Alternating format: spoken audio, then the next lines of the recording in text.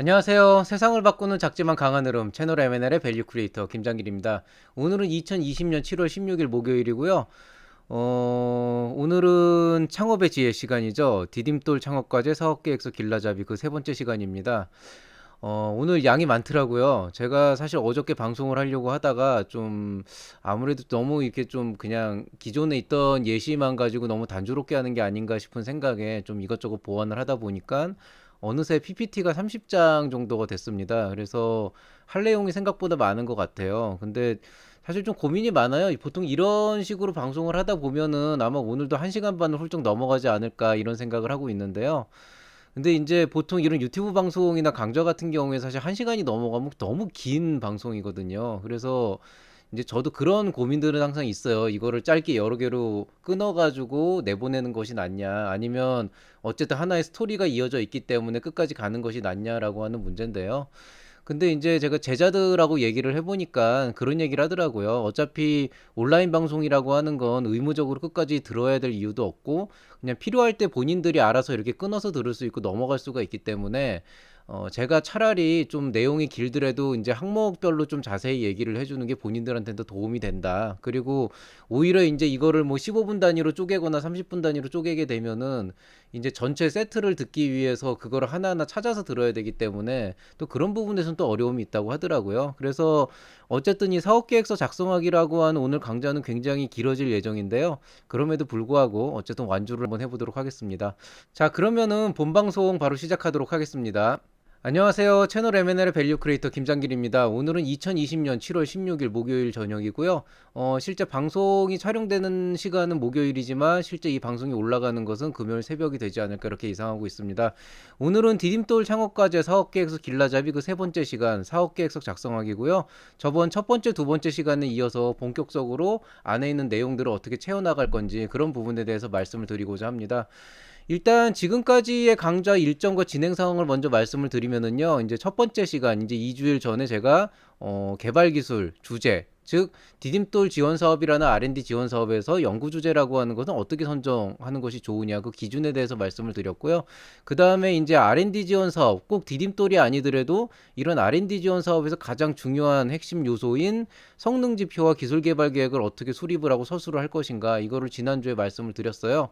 그리고 이제 오늘은 그 앞에서 말씀드린 주제를 선정하고 성능 지표와 연구 계획이 수립된 이후에 그 내용들을 바탕으로 구체적으로 사업 계획서를 어떻게 작성할 것인가 여기에 대해서 이제 말씀을 드리려고 하고요. 그 다음에 이제 마지막 코너로 남아있는 게 이제 일문일답인데요.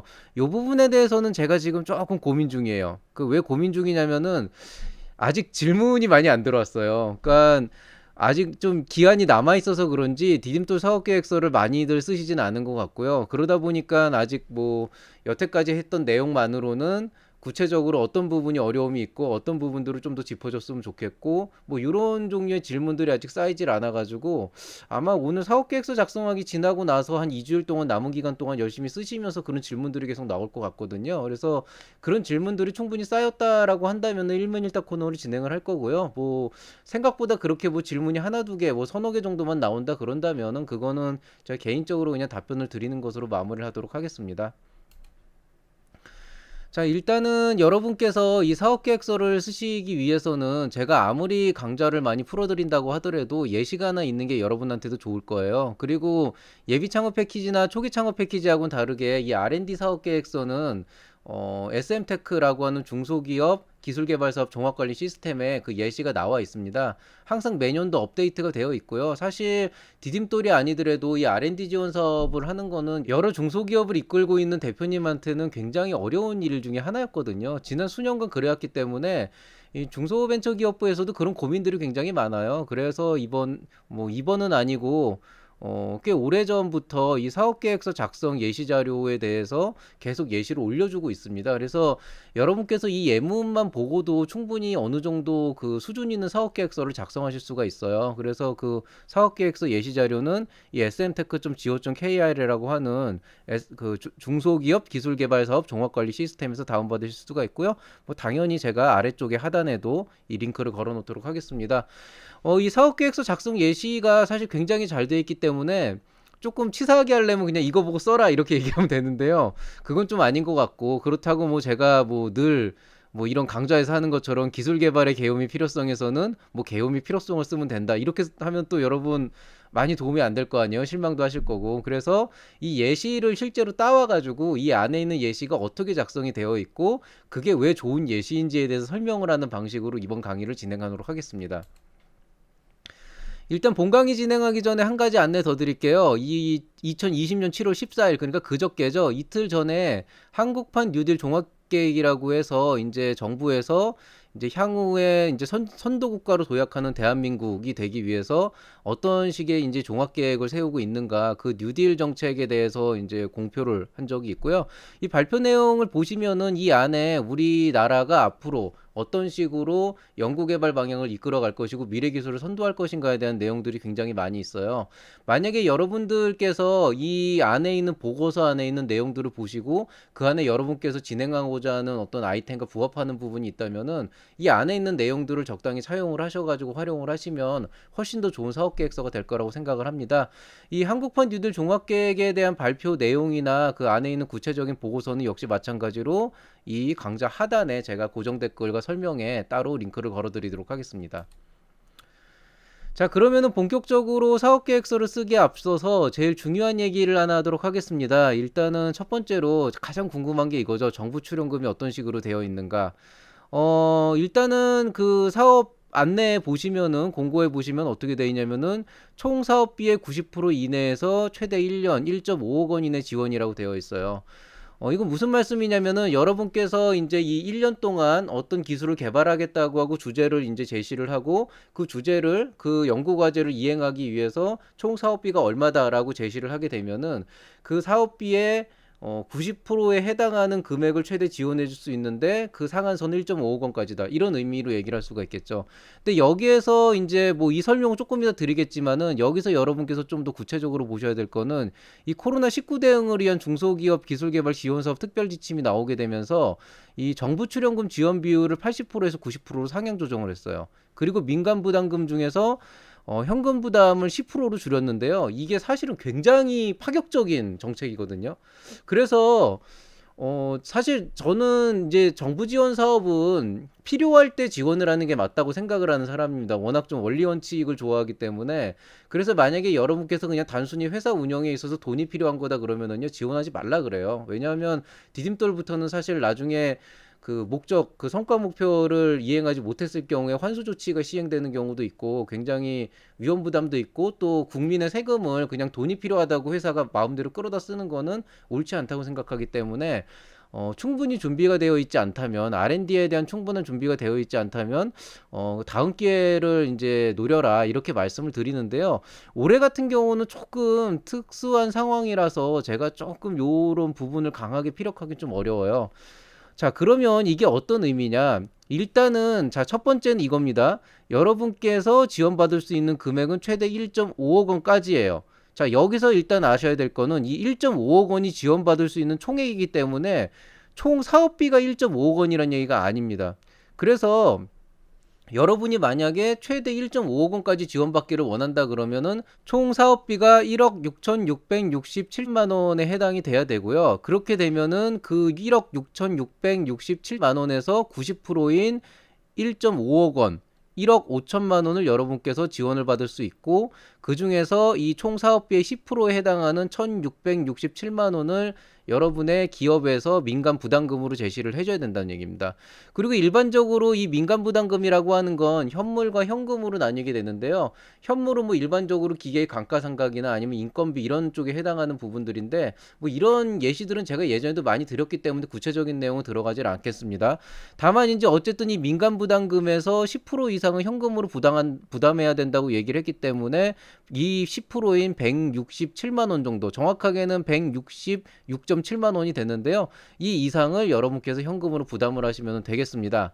자, 그런데 이게 왜 파격적이라고 얘기를 하냐면은요. 2019년도 기준이 어떻게 돼 있었냐면은요. 총 사업비의 20% 이상을 지원을 하고 현금 부담의 50% 이상이었어요. 즉 뭐냐면은 만약에 여러분이 총 사업비를 지금과 마찬가지로 1억 6,667만 원이라고 가정을 한다면은 실제로 이 중에서 정부 지원금은 이 금액의 80%인 1억 3,334만 원이고 그다음에 그중에서 민간 부담금은 3,333만 원, 즉 이 사업비의 20%에 해당하고 현금 부담은 이 민간 부담금의 50%인 1,667만 원이 된다는 얘기입니다.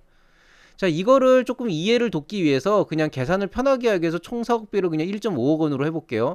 1억 5천만 원으로 잡게 되면은요, 올해 같은 경우에는 기준상으로 1억 3,500만 원을 여러분께서 정부 지원금으로 받게 되고, 민간 부담금은 1,500만 원, 그리고 현금 부담금은 150만 원만 있으면 된다는 얘기예요. 그런데 이게 만약에 2019년도 기준이었다고 한다면은 정부 지원금은 전체 80%인 1억 2천만 원이고 민간 부담금은 3천만 원, 그리고 이 중에서 절반인 50%인 1,500만 원을 기업의 현금 부담금으로 사업화 통장에 사업비 통장에 입금을 시키셔야 된다. 이렇게 이해를 하시면 되겠습니다. 만약에 총 사업비가 1억 8,750만 원이라고 하게 된다 그러면은 일단은 최대 지원할 수 있는 건 1억 5천만 원까지이기 때문에 90%는 1억 5천만 원을 넘지만 최대 지원 자금인 1억 5천만 원만 여러분께서 정부 지원 자금으로 받을 수 있고, 그 다음에 민간 부담금은 3,750만 원, 그리고 현금 부담금은 이 3,750만 원의 10%인 375만 원이 되겠습니다. 그리고 2019년도 기준으로 보게 된다 그러면은 이때는 정부 지원금이 1억 8,750만 원에 80%인 1억 5천만 원을 최대 금액으로 받을 수 있죠. 역시 똑같죠. 그 대신에 민간 부담금은 3,750만 원, 그 다음에 현금 부담은 1,875만 원, 이런 식으로 되게 되어 있습니다. 그래서 요 시점에서는 양쪽이 똑같지만은 그럼에도 불구하고 현금 부담금이 이쪽이 압도적으로 적은 거를 알 수가 있죠. 자, 그 다음에 총 사업비가 만약에 2억 원이다 훌쩍 뛰어나간다고 한다면은 이 올해 기준으로는 1억 5천만 원이었고 민간 부담금은 그 중에서 5천만 원, 그 다음에 현금 부담은 500만 원, 그 다음에 2019년도 작년도 기준으로 본다 그러면 현금 부담금이 2,500만 원으로 굉장히 많은 비용을 내게 됩니다. 쉽게 얘기해서 여러분께서 만약에 이렇게 뭐 초과 부담금을 내지 않고 정말 딱 사업비의 90%를 받는 걸로 해서 딱 맞춰서 된다 그러면은 총 사업비의 10%가 여러분이 부담해야 될 금액이라고 보시면 돼요. 작년도 대비해서 정말로 많이 늘은 거죠. 왜냐하면 작년도에 10%였는데 이거를 1%로 줄였으니까 10분의 1로 줄어들었거든요. 사실 이 정도로 파격적으로 떨어지면은 이게 이제 2020년도 초에는 원래 그 작년도 기준으로 했다가 코로나가 심화되면서 그 선정된 대상자들을 모두 이 기준으로 바꿔 버렸거든요. 그래서 사실은 기업의 부담이 굉장히 많이 줄었어요. 이것도 이제 중소벤처기업부에서 이제 기업을 살리기 위해서 여러 가지 그런 재난지원금의 형태로 하는 그런 것과 준하는 형태의 어떤 그 지원이라고 보시면 되고요.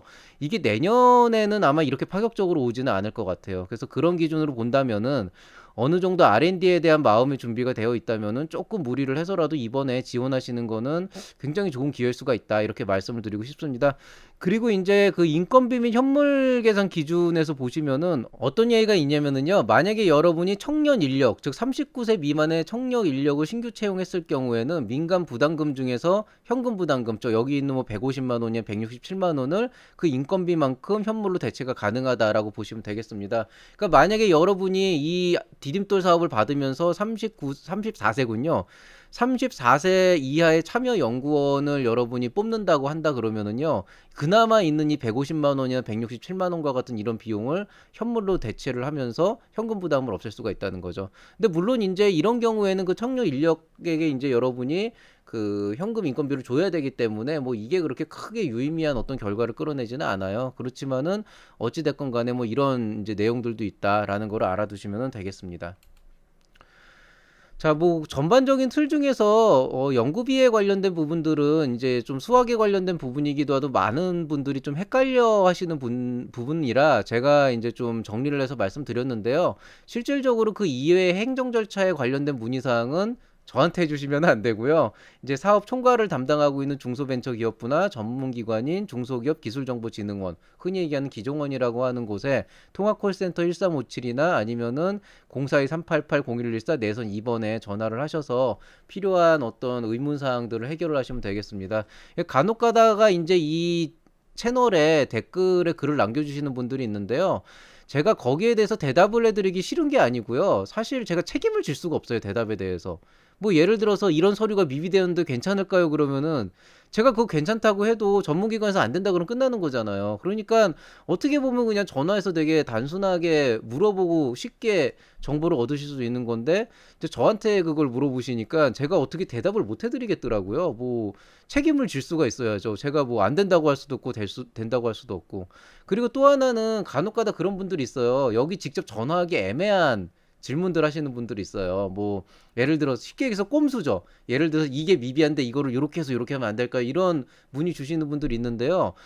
저는 기본적으로 그런 내용들 컨설팅하는 사람은 아니에요. 그래서 만약에 그런 꼼수가 필요하다고 생각을 하시면 저한테 물어보셔도 뭐 원하시는 대답은 안 나올 테니까 정말 대놓고 아예 콜센터에 물어보시든지 아니면은 이제 그런 거 잘하시는 그런 컨설턴트들 있어요. 브로커들. 그런 분들을 이용하시라고밖에 제가 얘기를 드릴 수가 없으니까요.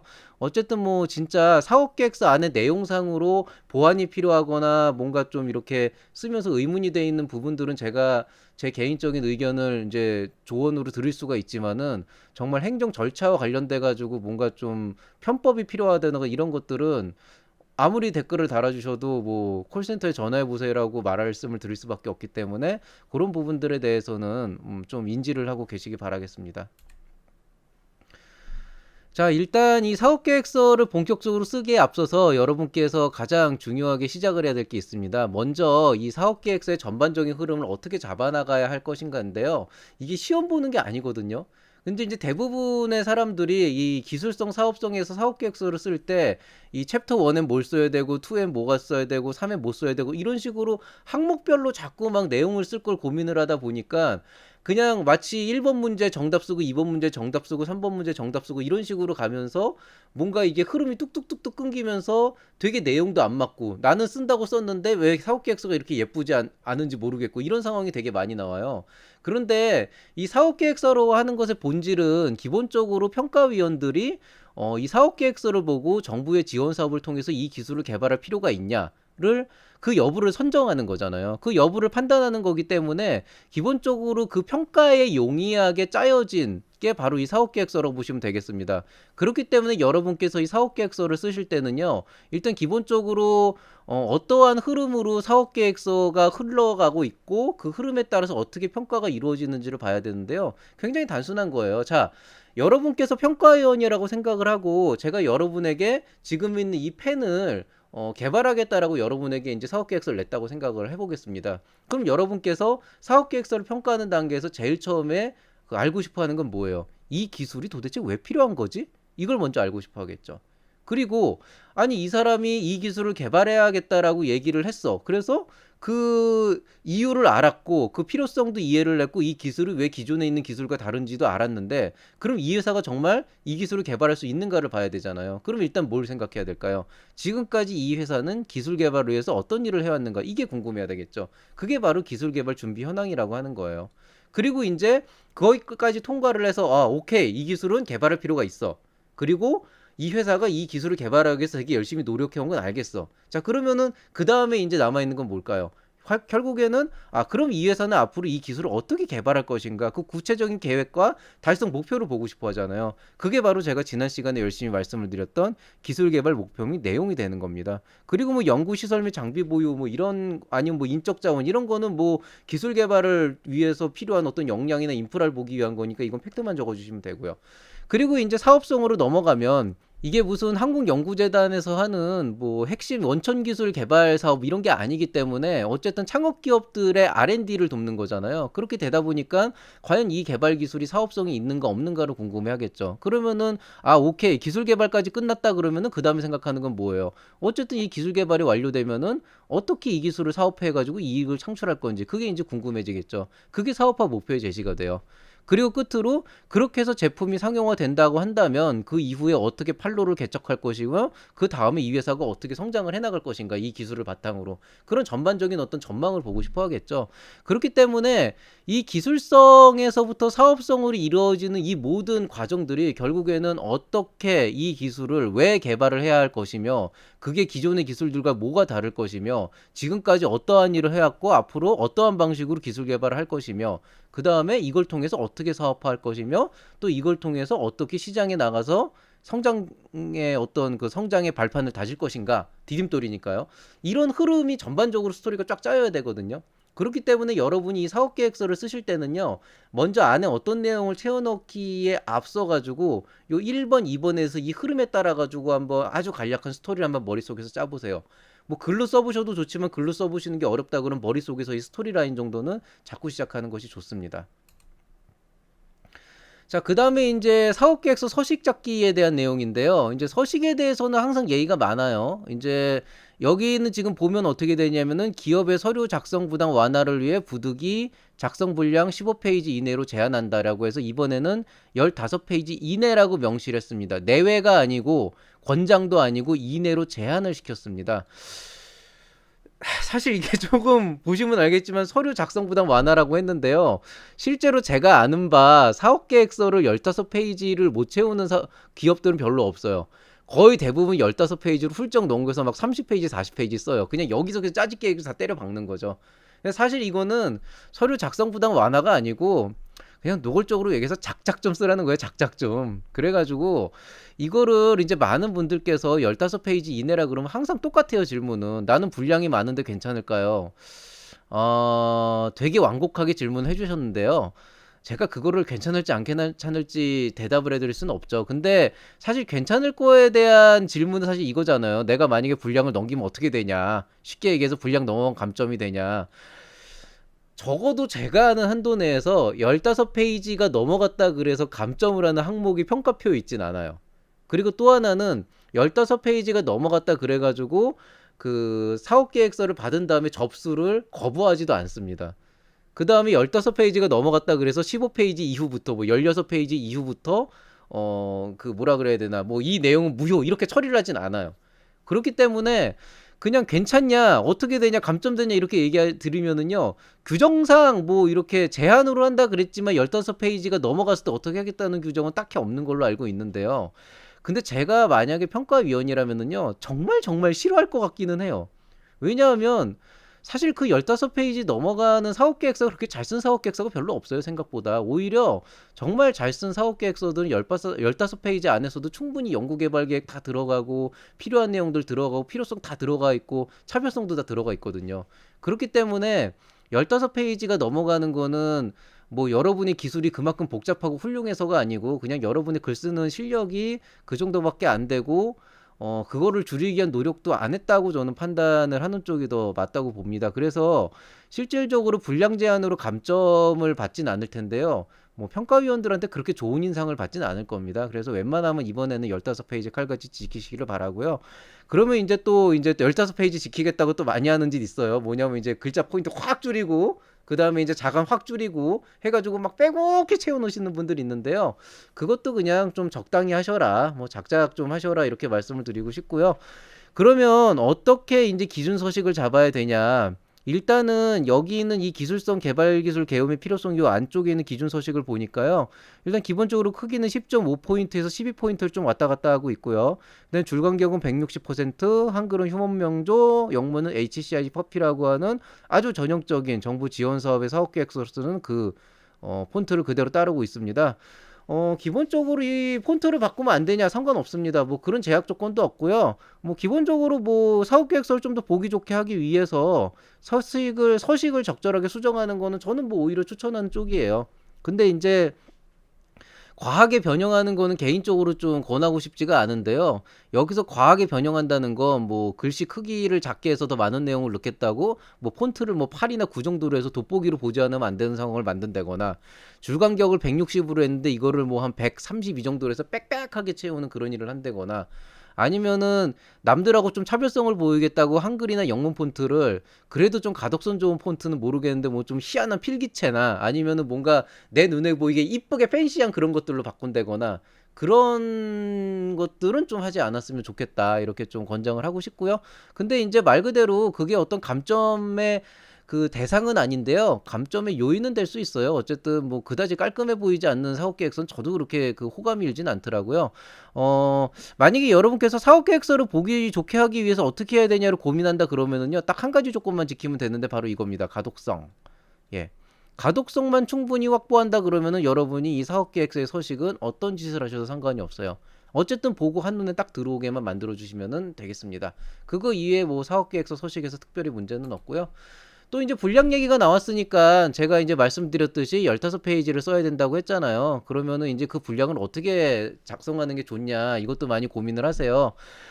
개인적인 추천 사항이니까 꼭 지키실 필요는 없고, 또 여러분의 아이템이나 개발 기술에 따라서 다양해질 수 있기 때문에 제가 뭐 이거를 꼭 이렇게 하셔야 된다 그렇게 얘기는 안 하지만은요. 그래도 15페이지를 적정 수준으로 쪼갠다고 한다면은 일단 가장 핵심이 되는 기술 개발 및 목표, 기술 개발 목표 및 내용은 한 6페이지에서 7페이지 분량으로 전체의 최소한 3분의 1 정도는 해당하는 좀 많은 비중을 차지하는 게 좋고요.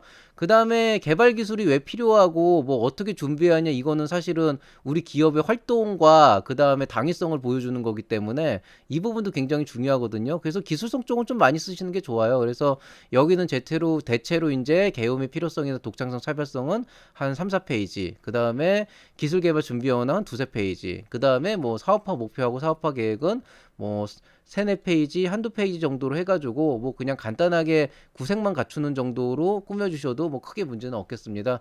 여기 앞에 있는 3, 2, 6, 3, 1 요거 다 합치면 15페이지 딱 나오거든요. 그거 기준으로 여러분이 조금 가감을 해서 조정을 하시면 괜찮겠습니다. 자, 그러면은 본격적인 본문 작성으로 들어가도록 하겠습니다. 제 1챕터의 1장이 개발 기술 개요 및 필요성이죠. 자, 여기는 이제 작성 요령에 나와 있는 것처럼 기본 개념을 제시하셔야 되고 문제점과 전망 등에 대해서 기술하고 뭐 필요성을 서술하라 이렇게 나와 있는데요. 뭐 사실 제가 이거보다 더 자세하게 말씀드리는 것보다는 아예 그 기정원에서 제시한 여러분 그 예시를 아예 여기다 복사를 해놓고 이것들이 왜 좋은 이제 예시가 되는지를 설명해 드리는 게 훨씬 더 참고하기 좋을 것 같아요. 그게 왜냐면은 보통 이렇게 이거 보고 참고해서 쓰세요 그러면은요, 그 내용을 보고 다 다른 방식으로 해석을 해서 이렇게 쓰면 되는구나 그러고 다른 걸 써와요. 뭐 그게 잘못됐다는 건 아니고요. 근데 기본적으로 여기에 좋은 예시라고 올라간 거는 필요한 사항들이 다 올라가 있기 때문이거든요. 그래서 그 필요한 사항들이 왜 필요한 사항이었는지 그런 말씀을 좀 제 관점에서 서술을 하려고 하고요. 이런 분들 참고를 하시면은 아마 요 예시랑 같이 여러분의 아이디어를 같이 녹여내면은 굉장히 좋은 사업 계획서가 될 거라고 생각을 합니다. 일단 여기 있는 작성 예시가 이제 뭐 용이한 삽입과 강한 초기 고정력을 갖는 기능성 인공 고관절 개발이라서 인공 고관절에 대한 얘기가 나와 있는데요. 그냥 딱 봐도 이 고관절이라고 하는 걸 모르는 사람도 있잖아요. 물론 뭐 평가위원들이 아무래도 이제 그쪽 분야의 전문가다 보니까 이걸 모르는 사람은 없겠지만은 그래도 일단 이 분야 자체가 뭐 가방이나 펜처럼 그렇게 일상적인 분야는 아니다 보니까 이렇게 전문적인 지식이 필요한 기술 분야 같은 경우에는 좀 용어 설명을 적절하게 좀 해주는 것도 좋아요. 그래서 여기 지금 보면은 개요에 고관절은 무엇이다 그런 설명이 나와 있죠. 그래서 그림도 나와 있고 해서 고관절에 대한 설명을 아주 가볍게 얘기를 해서 시작을 했고요. 그 다음에 이제 바로 이 개발 기술이 인공 고관절에 대한 얘기니까 그 고관절을 왜 인공으로 해야 되는지 거기에 대해서 이제 여기 이렇게 설명을 해놓고 있습니다. 참고로 말씀드리면은 여기에 지금 이게 약간 그 서술형 같으면서도 개조식 같은 형태를 취하고 있는데요. 서술형이냐 개조식이냐에 대한 얘기는 여러분 자유이고요. 뭐 두 개 다 장단점이 있기 때문에 거기에 대한 내용은 제가 여기서 따로 서술은 안 하겠습니다. 뭐 서술형은 좀 길게 이렇게 스토리텔링이 가능한 반면에 좀 요약이 잘 안 된다는 단점이 있고요. 이제 그 개조식 같은 경우에는 핵심만 간단하게 나타낼 수 있지만 아무래도 좀 이렇게 스토리를 이어가기엔 조금 딱딱한 느낌이 있어서 그 두 개를 적절히 좀 보완하시는 게 좋고요. 그 관련해서는 제가 예전에 다른 사업계획서에서 많이 얘기를 했기 때문에 참고하시기 바라겠습니다.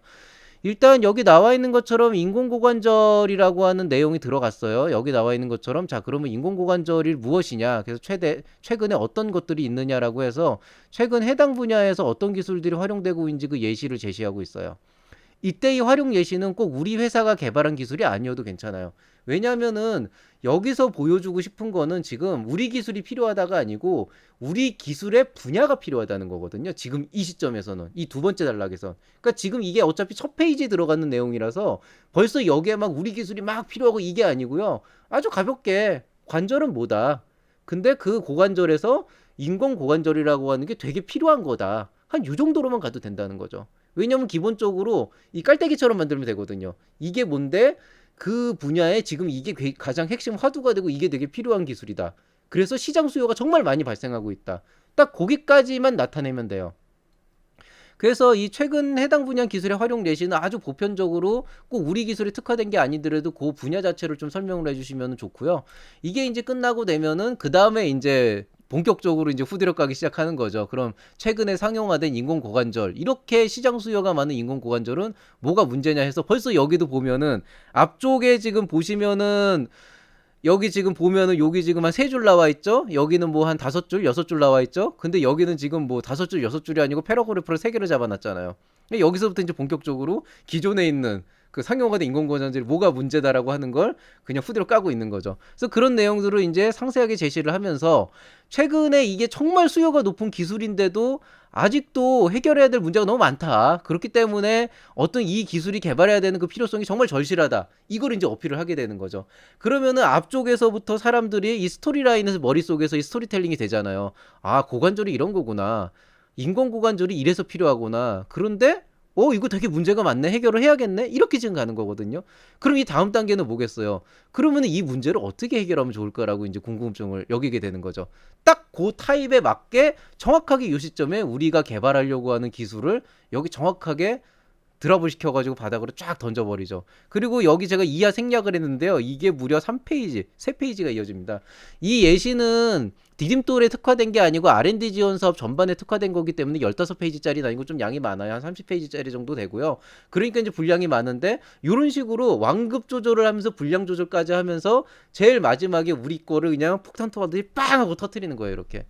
그렇게 해서 이런 문제점을 해결하기 위한 방법으로 우리 회사는 이런 기술을 제안하고자 한다라고 하는 것들을 가능하면 여기서 상세하게 서술을 해서 앞쪽에서 이 기술이 필요해, 중요해, 문제가 많어, 어떻게 해야 될까라고 궁금증을 막 궁금해하는 그 시점에, 그 궁금증이 극대화된 시점에 정확하게 그 포인트를 팍 하고 짚어주되 정확하게 그 요약을 딱 구체적으로 딱 제시를 해줌으로써 이게 정말 필요하구나라고 하는 그런 스토리를 이어갈 수 있는 그런 스토리텔링이 필요한 겁니다. 자, 그런데 여기서 한 가지 좀 주의를 하셔야 될 거는 이게 사실 자세하면 자세할수록 좀 좋거든요. 자세하면 자세할수록 좋은데요. 이 기밀 사항이 있어요. 기업의 영업 기밀 사항이 있는데 이게 유출되지 않도록 좀 주의할 필요는 있어요. 솔직히 말씀드리면은 지금 여기서 이 세 페이지 나와 있는 내용들을 제가 훑어봤을 때는 사실은 회사의 기밀까지는 아니지만 회사에서 되게 중요하게 생각하는 그런 경험적인 요소들이 되게 많이 녹아나 있거든요. 디딤돌이 아니고 R&D 지원 사업 받을 땐 되게 좋긴 한데요. 조금 불안하기는 해요. 사실 이 정도까지 자세하면은. 그래서 요 정도까지 자세할 필요는 없고요. 그래도 웬만하면 이 기술이 뭐다. 그냥 적어도 아무나 개발할 수는 없지만 그래도 이 기술이 어떤 거다 정도는 알려줄 수 있는 그 정도 내용이 그 정도 내용이 좀 구체적으로 들어가면 좋겠습니다. 자, 그렇게 이제 하고 나서 그러면은 이제 우리 기술이 필요하다. 그럼 왜 필요하냐를 얘기해야 되는데요. 자, 이거 잘 생각해 보세요. 여기 지금 개요미 필요성이라 그랬는데요. 우리 기술이 필요한 이유가 이미 앞단에 이 기술 분야에 대한 설명과 기존의 기술과 그 다음에 그 기술의 문제점과 이걸 해결을 해서 우리가 제시한 기술을 설명을 하면서 필요성이 이미 다 나왔어요. 이게 문제니까 내가 이걸 개발하겠다라고 하는 필요성이 나왔잖아요. 그렇기 때문에 여러분이 여기서 필요성을 다시 한번 언급을 하게 되면은요, 앞에 있던 내용들을 다시 이렇게 재탕을 하는 형태가 되기 때문에 중복 이슈가 생기거든요. 그게 문제가 없는데 여러분이 쓰면서 너무 힘들어 하세요.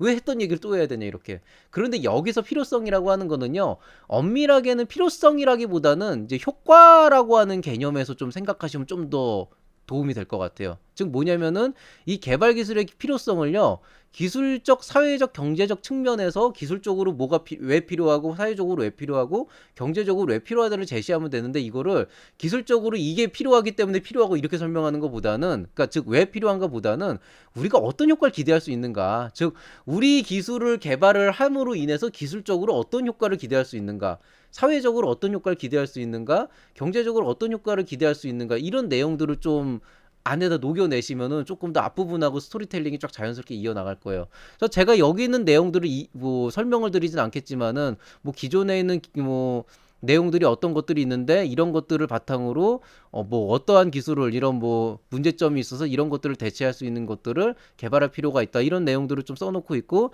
제일 마지막에 이제 합쳐지는 그 정리하는 내용으로 제일 마지막에 보시면은 기존에 상용화된 인공고관절 대비해서 우리가 어떤 것들을 할 수 있기 때문에 더 필요한 기술이다. 뭐 이런 내용들이 좀 들어가 있거든요.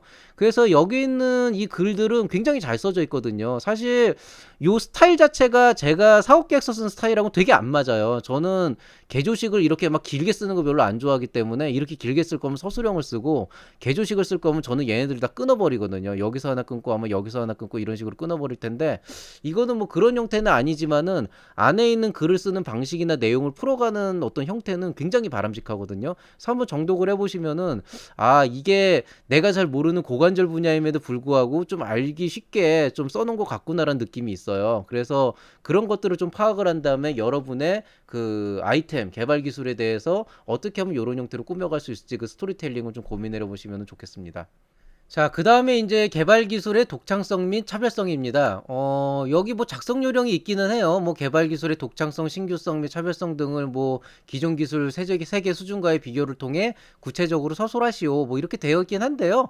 뭐 이런 내용들보다 여러분께서 아마 이 챕터에서 가장 어려워하는 게 도대체 독창성하고 신규성하고 차별성이 뭐가 다르냐, 이거 되게 많이들 궁금해하세요. 이게 예전에 이제 그 뭐 예창패나 초창패에서도 독창성, 신규성 이런 얘기들이 나오면서 이제 여러분들이 많이 헷갈려하시는 부분들이 있었는데요. 사실 R&D 지원 사업에서는 이것 때문에 많이들 힘들어 하시거든요. 근데 이거를 굳이 차이를 얘기하자면 차이가 없는 건 아니에요. 이걸 영어로 바꾸면 조금 더 명확한데요. 독창성이라는 건 말 그대로 오리지널리티예요. 얼마나 독창적이냐, 오리지널리티가 있는가. 쉽게 얘기해서 현존하는 기술이나 기존에 있었던 기술 대비해가지고 확실하게 얘가 어떤 그 가지고 있는 어떤 그 독자적인 가치가 있는가, 그걸 보는 거고요. 그 다음에 신규성이라고 하는 건 노벨티, 말 그대로 과거에 있었냐 없었냐. 그러니까 예전에 없는 기술이냐, 예전에 있었던 기술이냐, 얼마나 새로운 기술이냐, 이거를 보는 거고요. 그 다음에 차별성이라고 하는 건 다 예전에 있던 혹은 기존 기술과 뭐가 다르냐. 그래서 굳이 영어로 따지면 뭐 distinction, discrimination, differentiation 다 말이 되는데 요 세 단어가 다 다르긴 해요. 근데 뭐 이게 뭐 영어 시간은 아니니까 제가 뉘앙스를 설명해 드릴 필요는 없고요. 그냥 어쨌든 그 한국말로 얘기하는 차별성은 이 세 가지를 적당히 짬뽕시킨 그런 의미를 갖고 있습니다. 그렇기 때문에 그렇게 구분해서 쓰시면 되는데요. 근데 이제 사실 이렇게 얘기를 해놔도 사실 독창성이나 신규성이나 차별성이나 다 그놈이 그놈이에요. 어차피 독창적이려면 새롭게 나와야 되는 거고 기존 기술 대비 차별적이어야 하는 건 사실이거든요. 그래서 이 용어별로 미묘한 의미의 차이가 없는 것은 아니지만 크게 신경 쓰실 필요는 없어요. 왜냐면은 이거 시험 보는 게 아니기 때문에 뭐 심사위원들이 보고 이거 독창성 얘기인데 왜 신규성에 썼냐, 이거 신규성 얘기인데 왜 차별성에 썼냐, 이런 걸로 평가하지 않거든요. 오히려 그거보다는 어쨌든 기존 기술 대비 우리 기술이 얼마나 다르고 가치가 있느냐, 그걸 부각시키는 데 집중하시면 되기 때문에 그냥 기본적으로 독창성이든 신규성이든 차별성이든 이 챕터 안에서는 어쨌든 여러분 개발 기술이 갖고 있는 그 어떤 가치를 확실하게, 다른 기술 대비 갖고 있는 경쟁력을 확실하게 부각시키는데 초점을 맞추시면 되겠습니다. 예시를 보시면은 이제 임피던스 측정 기술을 이용한 대용량 2차 전지 성능 진단기 이렇게 되어 있는데요. 근데 이제 여기 이제 보시면은 뭐 기술적인 경쟁력이라 그래서 해외 유사 경쟁 제품과의 차별성이 어떻다, 뭐 요런 얘기들 나와 있고, 뭐 기존의 문제점이 어떻게 돼 있다 해가지고 성능 비교표 이렇게 쫙 이렇게 나와 있었잖아요. 자, 이거 뭐 말 그대로 기존의 유사하거나 대체 기술 대비 우리 기술이 갖고 있는 경쟁력을 구체적으로 제시하시면 되는데요. 근데 여기서 여러분께서 아셔야 될 거는 동일 기술이 아니고 유사 대체 기술이에요. 많은 분들이 착각을 하시는 게 내가 이거 세계 최초로 만들었기 때문에 이거 똑같은 거 기존에 없습니다 그러고 끝내요. 그래서 여기에 기존에 없음, 그렇게 그냥 끝내는데요. 그런 게 아니고 유사 대체 기술에 대한 거예요. 예를 들어서 여러분께서 전기밥솥을 세계 최초로 개발한 사람이라고 생각을 해보세요. 그러면 그 전에는 사람들이 전기밥솥이라는 것 자체가 존재하지 않았기 때문에 전기밥솥과 동일한 기술은 존재하지 않습니다. 그건 확실해요. 그거는 의심의 여지가 없어요. 그렇지만 그렇다고 그 전에 있었던 사람들이 밥을 안 지어 먹었던 건 아니잖아요. 그러니까 유사하거나 대체 기술이라고 하는 건 이 전기밥솥이 없었을 경우에 그걸 대체할 수 있는 그런 기술을 얘기하기도 하거든요. 그러니까 어떤 게 되겠어요? 솥밥, 냄비밥, 이런 게 바로 유사 대체 기술이 되는 거예요. 그러니까 그 기술 대비 우리 전기밥솥이 갖고 있는 장점을 부각시키는 거거든요. 그리고 솔직히 말씀드려서 여러분 자꾸 세계 최초 강조하시는데 세계 최초 기술은 사실 거의 존재하지 않아요. 이거는 그 트리즈라고 하는 이제 창의적 아이디어 개발하는 그 툴에서도 실제로 나오는 얘긴데요. 뭐 나중에 그것도 강의 한번 할게요. 어쨌든 하늘 아래 없었던 기술이란 건 존재하지 않아요. 그냥 여러분께서 그렇게 굳게 믿고 계시는 거고요. 만약에 정말 그런 기술이 없었다면은 그럴 만한 이유가 있었을 겁니다. 예를 들어서 뭐 코로나 바이러스의 치료제 같은 거 지금 막 개발하고 있잖아요. 그런 것들은 치료제가 개발이 되는 시점에 세계 최초의 기술이라고 할 수 있겠죠.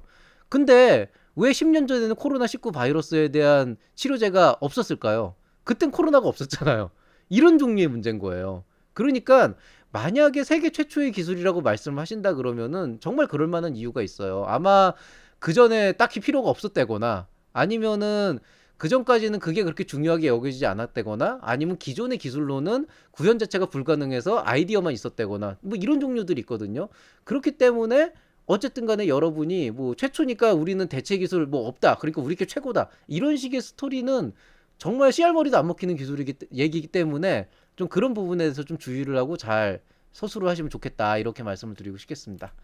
자, 그 다음에 이제 이 내용에 이어서 이제 독창성 및 차별성 이후로 얘기해야 되는 게 이제 관련 기술 현황이 어떻게 돼 있고 국내 기술 동향이 어떻게 돼 있냐 이런 내용을 쓰게 돼 있는데요. 뭐 여기에 대해서는 이제 해당 분야 기술의 발전 방향을 좀 제시를 해주고 그 안에서 우리 개발 기술의 미래 가치가 어떻게 되는가 이거를 좀 부각을 시키면 되는데요. 이거는 좀 이런 얘기를 좀 해드릴까요? 이제 저는 어쨌든 뭐 연구원 생활을 많이 했었고 실제로 뭐 지금은 창업 보육을 주로 하고 있지만 연구도 굉장히 많이 했었거든요. 연구 생활하면서 이제 제가 그 타 학과에 개학 교수로 있을 때 이제 그 연구실에서 하다 보면은 이제 갓 졸업한 이제 그런 친구들 중에 한두 명이 이제 그 후배들의 논문 지도를 같이 쓰면서 논문 지도를 할 때 어떤 경우가 있냐면은요.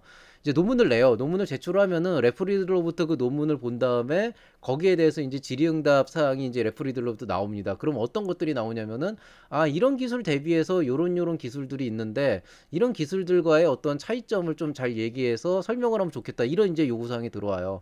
그러면은 막 신이 납니다. 아유, 이거는 내가 얼마든지 후드력 갈 수 있고, 이거는 내가 얼마든지 할 수 있는 자료 많은 이건 끄떡없어. 그런 다음에 그 기술들을 열심히 까대요. 열심히.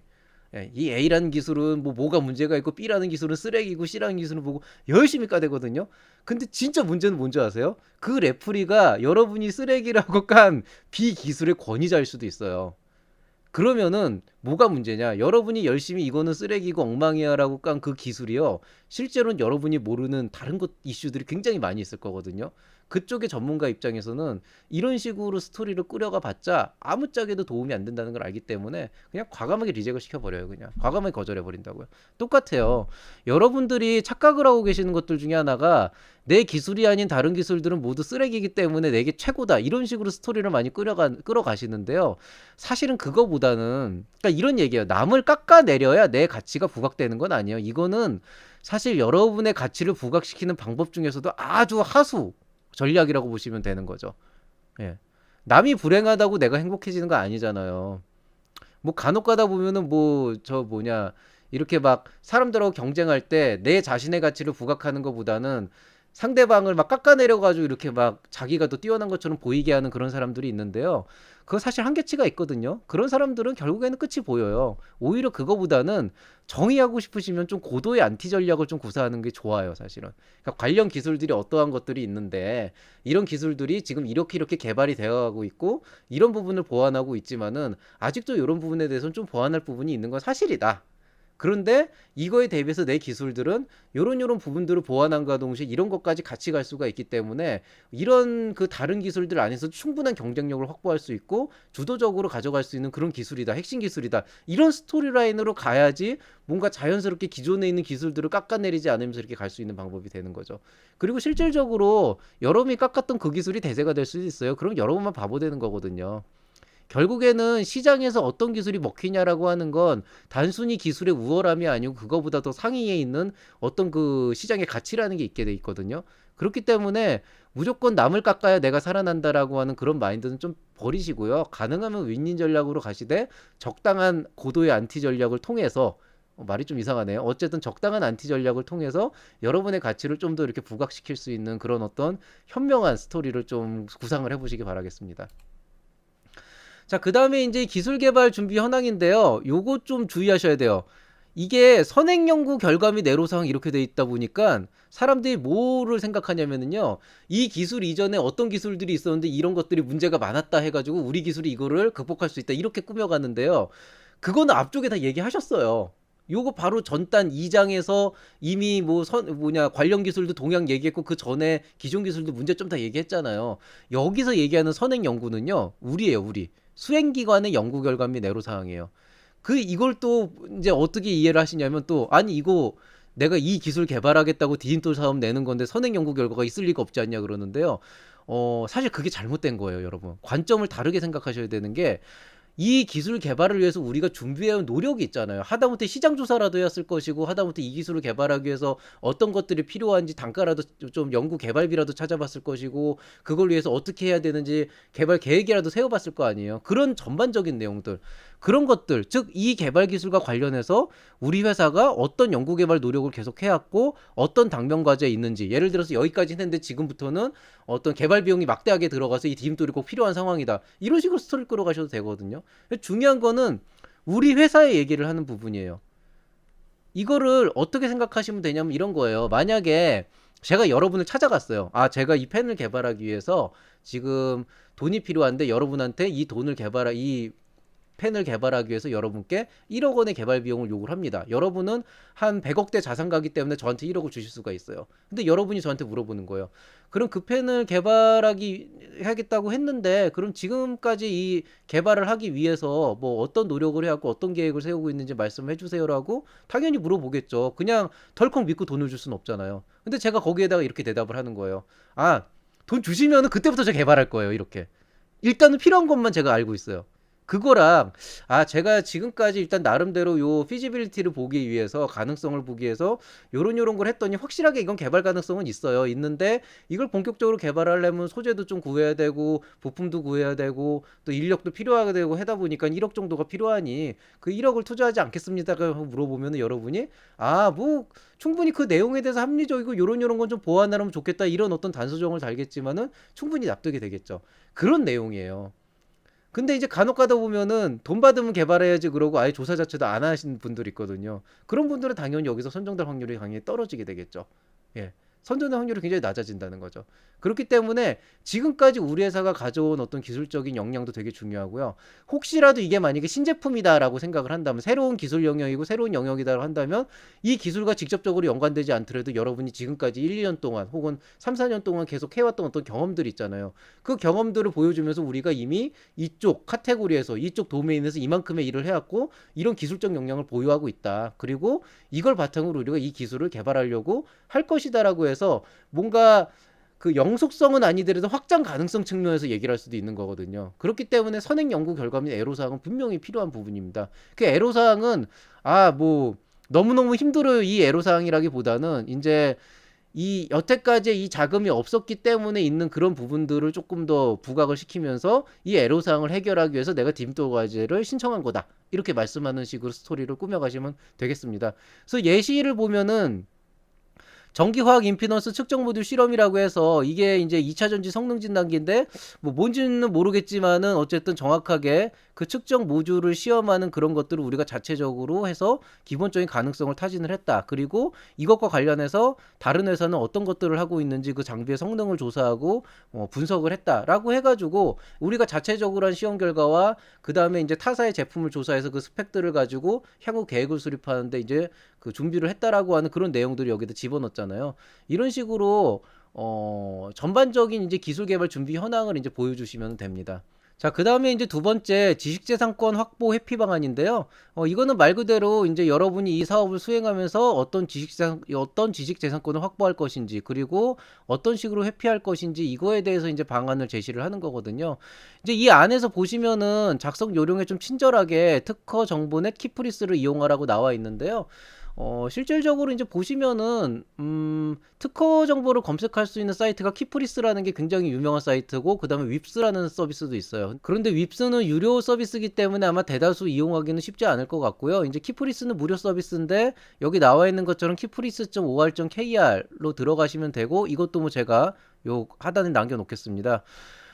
이 안에 들어가 보시면은 특허 정보 검색 서비스가 있어요. 뭐 어렵지 않게 이 검색 창에다가 여러분이 이제 필요한 내용들을 좀 치신 다음에 검색을 몇 개를 여러 개 해보시면은 이제 그 입력 문장을 대비해서 유사도 60% 이상인 특허를 검색을 해서 뭐 10개 내외 정도로 뽑아내라고 했잖아요. 그럼 10개 정도를 뽑아가지고 쫙 한번 리스트업을 한 다음에 이런 유사도 60% 이상인 특허와 내 특허가 어떻게 다른 건지, 그리고 만약에 비슷한 부분이 있다면 어떻게 회피할 건지, 그런 이제 방안을 간략하게 적어주시면 됩니다.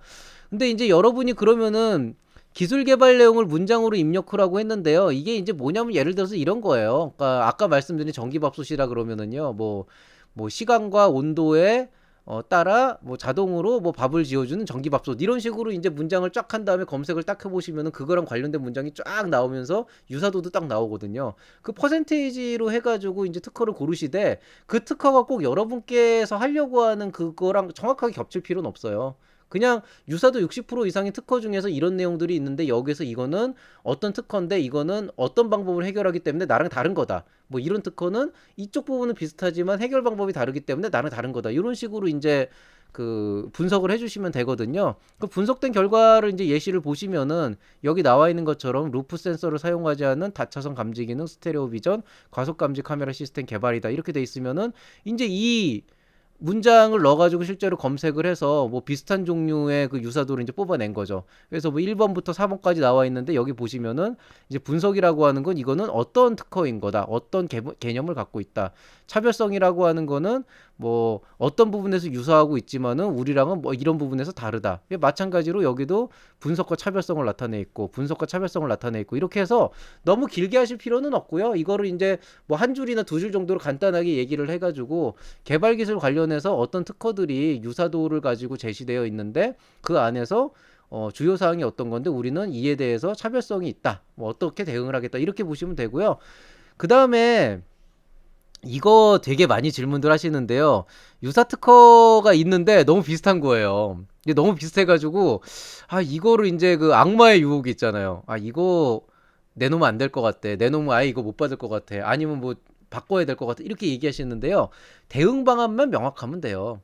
완전 똑같지는 않을 거거든요. 완전 똑같은 거면은요, 그건 과제를 바꿔야 되는 거예요. 왜냐하면 여러분이 그 과제 가지고 개발한다 그래도 결국엔 저쪽에서 소송 걸어가지고 특허 침해됐다고 소송 걸면은 로열티만 왕창 물고 그냥 바로 나가거든요. 그래서 정말 똑같은 특허다 그러면은요, 그거는요, 여러분 하면 진짜 큰일 나요. 그거 이 사업하고 별개로. 근데 만약에 유사 특허가 있는데 회피를 하는 부분에 있어서 회피는 할 수 있을 것 같은데 조금 괜히 이런 거 넣었다가 이게 감점당하지 않을까 그러는데요. 대응 방안만 명확하면은요, 오히려 대놓고 강조를 하셔도 됩니다. 그리고 여러분 그 있잖아요. 요즘에 이거 키프리스 이걸로도 검색되거든요.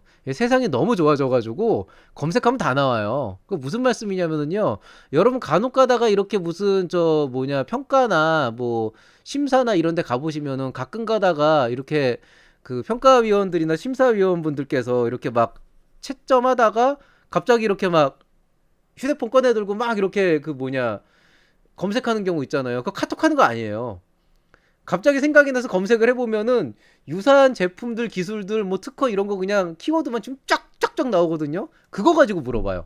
그렇기 때문에 괜히 숨겼다가 나중에 후드려 까이는 것보다는 오히려 그냥 처음부터 대놓고 얘기한다면 우리가 이거랑 차별성이 있다라는 걸 강조해서 성공을 하는 게 훨씬 더 나아요. 장담하는데. 그렇기 때문에 숨기려는 노력은 가능하면 하지 마십시오. 예. 자, 그 다음에 이제 뭐 기술 개발 준비 현황에서 또 얘기하는 것 중에 하나가 이제 기술 유출 방지 대책이죠. 요거는 이제 별도 세션으로 그 사업 계획서에서 나와 있는데요. 이거 작성 예시가 굉장히 잘 돼 있어요. 스마트 기반 굴박 신장 생산 지원 관리 시스템. 이건 나도 본지 무슨 얘기인지 모르겠다. 근데 이거요, 지금 보시면은 R&D 산출물에 대한 무단 복제 외부 유출 등 기술 유출 방지 대책 해가지고 여기서도 이 표로 쫙 해가지고 거의 한 2페이지 정도 나와 있거든요. 이 참고 문헌이 워낙 잘 돼 있기 때문에 여기 있는 내용들을 잘 차용을 하셔서, 이거는 기술 유출 방지 대책이 중요한 거지, 예를 들어서 A 회사랑 다르게 우린 기술 유출 방지 대책이 독창적이어야 돼 이럴 필요는 없거든요. 확실하게 기술 유출만 방지할 수 있으면 되거든요. 그래서 참고 문헌을 바탕으로 하시되, 아무래도 이제 아이템이 다르고 회사의 시스템이 다르면은 유출 방지하는 대책도 다를 거 아니에요. 예를 들어서 이거는 이제 좀 시스템이니까 약간 그 하드웨어적인 부분과 소프트웨어적인 부분들이 있는데 어떤 데는 정말 하드웨어만 있는 데도 있고 어떤 데는 도면만 있는 데도 있고 어떤 데는 서버에 있는 데이터만 있는 데도 있잖아요. 그러니까 그런 시스템에 특화된 기술 유출 방지 방법을 잘 구상해 보시면 되는데요. 뭐 제가 보니까 여기 어지간한 건 다 나와 있어서 정말 여러분은 기정원에 감사해야 됩니다. 이렇게 정말 친절하게 이런 내용들을 다 안겨주고 있어가지고요. 그런 것들을 바탕으로 해서 잘 서술하시면 되고요. 여기서 뭐 독창성, 차별성 이런 거 추구하실 필요는 없어요. 자, 그 다음에 이제 기술 개발 목표 및 내용. 이게 이제 흔히 얘기하는 이제 성능 지표라고 하는 부분하고, 그 다음에 이제 그 뭐냐, 연구 계획인데요. 요 부분은 제가 패스할게요. 왜냐면은 그때 얘기했죠. 이거는 알파이자 오메가인데요. 근데 그럼에도 불구하고 저는 이거를 패스를 할 겁니다. 왜냐하면 너무 길어요. 예. 아주 중요하다고 생각을 하기 때문에 제가 이미 거의 1시간에 가까운 강좌로 만들었기 때문에 이 부분에 대한 것들은 에피소드 30에 있는 디딤돌 창업과제 사업계획서 길라잡이 2편을 보시면 되고요. 그 안에 정말 필요한 내용들은 다 넣었기 때문에 그걸 바탕으로 작성을 해주시면 되겠습니다. 그리고 성능 지표에 대한 예시도 이제 이 예시를 그대로 썼기 때문에 이해하기 되게 좋으실 거예요. 자, 그 다음에 이제 사업화 목표. 이게 예전에 없었는데 올해부터 처음 적용이 돼가지고, 그 뭐냐, 많은 기업들이 좀 많이 좀 헷갈려 하는 부분인데요. 여기 이제 작성 요령은 이제 각자 읽어보세요. 작성 요령 각자 읽어보시는데 간단하게 얘기하면은 이제 개발 종료 해당 년이라고 돼 있는데 여기가 그러면은 2021년이겠죠. 왜냐하면은 지금 2020년 7월이니까 지금부터 시작하면은 개발 종료는 내년이잖아요. 2021년부터 22년, 23년, 뭐 24년, 25년에서 26년까지 갈 거고요. 그 다음에 이 안에서 그러면 우리 기업은 전체 얼마 성장할 것인가? 그럼 뭐 예상 총 매출액을 뭐 따져봐라라고 하게 된다 그러면은 글쎄요 뭐 대충 좀 적어볼까요? 뭐 예를 들어서 단위가 지금 여기 100만 원으로 되어 있으니까요. 아 뭐 올해는 뭐 예를 들어서 뭐 그냥 전체 매출은 뭐 예를 들어서 뭐 따지면 올해는 뭐 한 2억 원 할 것 같다. 그러면 이제 100만 원 적어주시면 되고 내년에는 이거보단 좀 더 성장을 빨리 해야 되지 않냐? 뭐 5억 원 정도 할 것 같다. 뭐 2023년에는 이거보다는 더 급성장을 해서 한 10억 원은 해야 될 것 같다. 그 다음에 뭐 이제 그 다음에는 뭐 한 20억 원 들어가고 그 다음에 뭐 한 50억 원 들어가고 근데 센데요 이렇게 하니까 그래서 뭐 5년 뒤에는 100억 원이다. 원대한 꿈을 가져봅시다.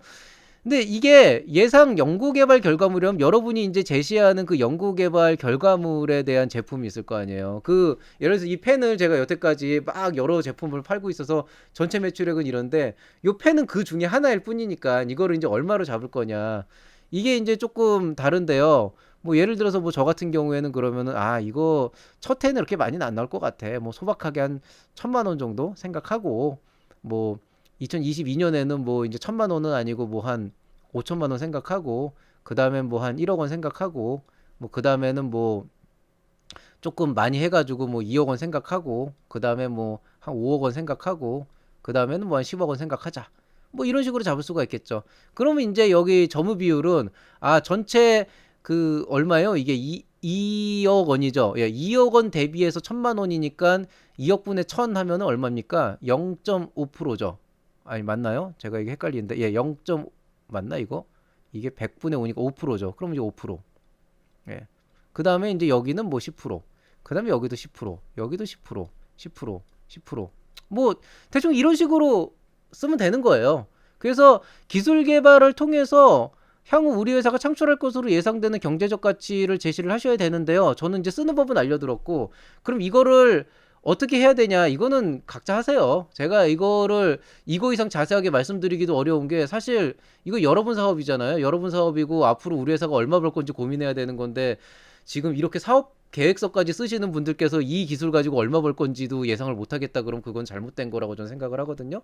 그러니까 이 부분은 각자 알아서 하시는데 이 기술료 산정 비율이라는 게 있어요. 요거를 좀 고민을 하셔야 돼요, 여러분께서. 기술료 산정 비율. 이 기술료 산정 비율이 뭐냐? 그거를 이제 좀 설명을 드리겠습니다. 이게 이제 뭐냐면은요, 여러분이 이 사업을 성공적으로 완료를 하게 되면은요, R&D 지원 사업은, 초기 창업 패키지나 예비 창업 패키지와 다르게 여러분이 끝났던 시점에 기술료를 내야 됩니다. 즉 뭐냐면은 제가 정부 지원 사업을 받아가지고 이 정도 기술적 높은 가치가 있는 기술을 개발을 했기 때문에 거기에 해당해서 제가 기술료라고 하는 그 전체 사업비의 몇 퍼센트에 해당하는 금액을 정부에 다시 납부를 해요. 여러분 1억 5천 받았다고 끝나는 게 아니고 나중에 뭐 150만 원만 딱 이게 입금해서 사업화 그 뭐냐 부담금 했다 끝나는 게 아니고 끝나는 시점에 우리 회사가 어쨌든 이걸 통해서 앞으로 영리를 취할 거기 때문에 그거에 해당하는 기술료를 뭐 분납하라고 뭐라고 이제 징수를 하게 돼 있습니다. 그래서 최종 평가 완료를 했다라고 하는 그 주관 기관으로서 그 영리 기관이 경상 기술료라 그래서 매출을 기반으로 한 약정 기술료를 이제 납부를 하는데요.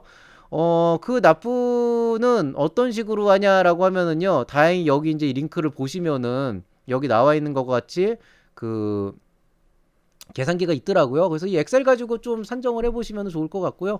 제가 이거를 아까 좀 엑셀에도 넣고 산정을 해봤는데요. 뭐 이런 식으로 뭐 개발 종료 후에 뭐 뭐냐 5천만 원에서 한 10억 정도로 잡고 나서 뭐 10% 15% 이렇게 잡았더니 한 900만 원 정도 그 경상 기술 개발료가 나오더라고요. 그래서 요거 내야 된다라는 거 꼭 알고 계시면 되겠고요. 여러분 이거 사업 끝난 다음에 그 뭐냐 초기 창업 패키지처럼 뭐 시제품 하나 띡 보여주고 우리 다 했습니다 하고 이거 끝나는 거 아니에요. 기술료도 내야 됩니다. 근데 대부분 그렇게 생각을 하시니까 또 어떻게 생각하냐면은 아 그러면 이거 완료 안 받으면 되지 않냐 실패 받으면 되지 않냐 그러는데요. 실패 받으면은 이제 운이 좋으면은 그래도 기술 열심히 개발했으니까 실패 판정하면서 페널티 먹여서 그 다음번 사업하기 힘들어지시고요. 만약에 페널티를 안 먹는다고 하더라도 실패 판정할 때 불성 실패가 되면은 환수입니다. 환수. 1억 5천만 원 환수 받아야 돼요. 예. 그래서 그런 요소도 있기 때문에 최종 평가는 결국에는 여러분이 완수를 안 할래 안 할 수밖에 없는 상황이고 그렇기 때문에 기술료는 반드시 제출할 수밖에 없는 상황이다. 그거를 좀 납득을 하시면 좋겠습니다. 자, 그 다음에 이제 드디어 두 번째 파트죠. 사업성에 대해서 이제 말씀을 드리도록 하겠습니다. 이제 사업화 목표부터 얘기를 해야 되는데요. 이게 아니네요. 아까 벌써 사업성이 넘어갔네요. 이게 앞에서 이어지는데요. 앞쪽에서 여러분께서 그 사업화 목표라고 해가지고 이제 매출이라는 걸 예상을 했잖아요. 그럼 그 산정 근거가 무엇인지를 여기다 이제 적어주셔야 되는데요. 이것도 뭐 사실 예비 창업 패키지, 초기 창업 패키지 하실 때 이미 뭐 우리 회사가 매출 규모가 얼마 되고 뭐 템셈솜을 바탕으로 해서 얼마 정도 성장할 거고 이런 거 많이 해보셨잖아요. 그러니까 그 근거를 명확하고 간결하게 제시를 해주시면 되는데 의미는 있고요. 의미는 되게 중요한 의미는 있지만은 연구개발 계획보다는 상대적으로 이 부분은 합리적이기만 하면 되기 때문에 너무 스트레스 받으실 필요는 없고요. 이제 대략적으로 이제 어느 정도의 판매량을 예측하고 있고 그 판매량이 예측이 안 된다 그러면 전체 시장 중에서 우리가 몇 프로 정도 먹을 것인지 이런 것들을 이제 바탕으로 해가지고 산출 근거를 제시해 주시면 되고요. 뭐 기본적으로는 예비 창업 패키지, 초기 창업 패키지하고 동일한 방식으로 서술해 주시면 되겠습니다. 요게 산정 근거가 그 예시에는 잘 없더라고요. 근데 이거는 여러분께서 적어도 그 스타트업 지난 2, 3년간 해오시면서 해왔다, 활동을 해오셨다 그러면은 사업계획서 쓰는 법은 한 번쯤은 다 해보셨기 때문에 제가 여기에서 굳이 뭐 이 산정 근거나 이런 것들을 막 제시하는 거는 좀 과하지 않나 생각이 들어가지고요. 요건 넘어가도록 하겠습니다. 근데 만약에 이제 질의응답에 이런 부분들이 많이 쌓이게 되면은 제가 일문일답에서 조금 예시를 한번 들어드리기는 할게요. 뭐 사업화 실적도 마찬가지로 이제 보시면 되겠고요. 이거는 오히려 예시가 있기 때문에 이거 보고 그냥 적당히 작성해 주시면 되겠습니다. 자, 그 다음에 이제 시장 규모 쪽인데요. 이제 시장 규모는 뭐 세계 시장이 얼마고 국내 시장이 얼마고 뭐 산출 근거가 뭐고 해가지고 요 내용만 적으시면 안 되고 여기 나와 있는 이제 내용에서 뭐 현재 시장 규모가 어떻게 돼 있고 뭐 여기에 조금 더 뭐 동향이 어떻게 돼 있고 그런 설명을 좀 더 적어주시면 좋고요. 이제 주요 시장 경쟁사 같은 경우에도 여기 나와 있는 것처럼 경쟁사 몇 개 이제 선정해가지고 제품명하고 판매 가격이 있으면 좋고요. 없으면은 대략 추산을 하시거나 아니면은 뭐좀 그 뭐냐 적당히 이제 좀 적으셔야 되고요. 그 다음에 연 판매액 적어주시면 되는데요. 이 시장 조사에 관한 부분은 너무 또 이것도 양이 많잖아요. 그래서 이 부분에 대한 거는 제가 예전에 한번 창업의 지혜 코너에서 다뤘던 에피소드 5와 에피소드 16을 보시면은 좀 시장 자료가 만약에 없다 그러면은 이제 시장 조사 하시는데 도움이 될 거라고 생각이 되기 때문에 요 내용을 요 강좌를 보시는 걸로 대체를 하시기 바라겠습니다. 자, 그 다음에 이제 본격적인 사업화 계획입니다. 이 부분은 뭐 이제 사업화를 실제로 어떻게 할 거냐라고 해가지고 이제 양산, 제품화를 어떻게 할 거고 양산을 어떻게 할 거고 판로 개척을 어떻게 할 것이냐인데요. 요것도 작성 예시가 굉장히 잘 돼 있어요. 그래가지고 예시를 참조해가지고 우리 회사가 앞으로 어떻게 갈 것인지 그 사업화 계획을 제시해 주시면 되는데요. 아무래도 이제 디딤돌 같은 R&D 지원 사업은 사업화 계획 후반부보다는 앞단에 있는 그 그 성능 지표를 중심으로 한 연구개발 계획이 가장 중요하고 그 앞단의 그 당위성이나 필요성이 가장 중요하기 때문에 이쪽 파트는 적당한 그냥 한두 페이지 분량으로 해서 작성 예시에 충분히 잘 나와 있기 때문에 그 예문을 보시고 작업을 해주시면 되겠습니다. 벌써 여기서 끝났네요. 여기까지가 제가 말씀드린 내용의 이제 전부 다고요. 끝으로 한 가지만 더 당부를 드리자면은 이제 정답이 없다는 것. 그러니까 저는 지금 여기서 말씀드리려고 하는 내용은 이렇게 쓰면은 뭐 필승 전략이다 이걸 말씀드리려고 하는 게 아니고요. 사업계획서는 여러분께서 말씀하시고 싶은 내용들을 조리 있게 잘 풀어내 주시면은 좋아요. 그렇지만은 평가위원들이 보고자 하는 관점들이 요런 포인트들이 있기 때문에 그런 포인트에 맞춰서 흐름을 구성을 하시고 그 안에 여러분의 소신을 담아내라는 의미에서 말씀을 드린 겁니다. 그렇기 때문에 이대로 안 쓰면 안 되라고 스트레스를 받으실 필요는 없어요. 그래서 다른 예시들도 좋은 것들이 많고 그런 것들을 통해서 여러분께서 그 소신을 펼치기에 더 좋은 방법이 있다라고 하면 충분히 그걸 쓰셔도 상관은 없고요. 다만 이제 R&D 지원 사업에서 가장 중요한 거는 뭐다? 필요성과 방법 그리고 목표 이 세 가지는 명확하게 정량적으로 제시가 돼야 되기 때문에 그런 부분에서 조금 더 신경을 많이 써주시기 바라고요. 그 외에는 제가 말씀드린 지금 어떤 흐름을 유지하면서 소신껏 작성하시는 것이 제일 중요합니다. 늘 말씀드리지만 제가 이렇게 열심히 이제 뭔가 내용을 전달해 드리려고 노력을 하고 나면은 이제 나중에 제 강의를 보시고 이렇게 사업 계획서를 가끔 들고 오세요. 뭐 제자분들도 있고 뭐 봐달라고 이렇게 보내주시는 분들도 있는데 이제 제가 늘 말씀드리지만 저는 그런 말을 한 적이 없는데 이런 말을 하고 듣고 써왔다는 거예요. 그래가지고 좀 당황하는 경우가 있는데요.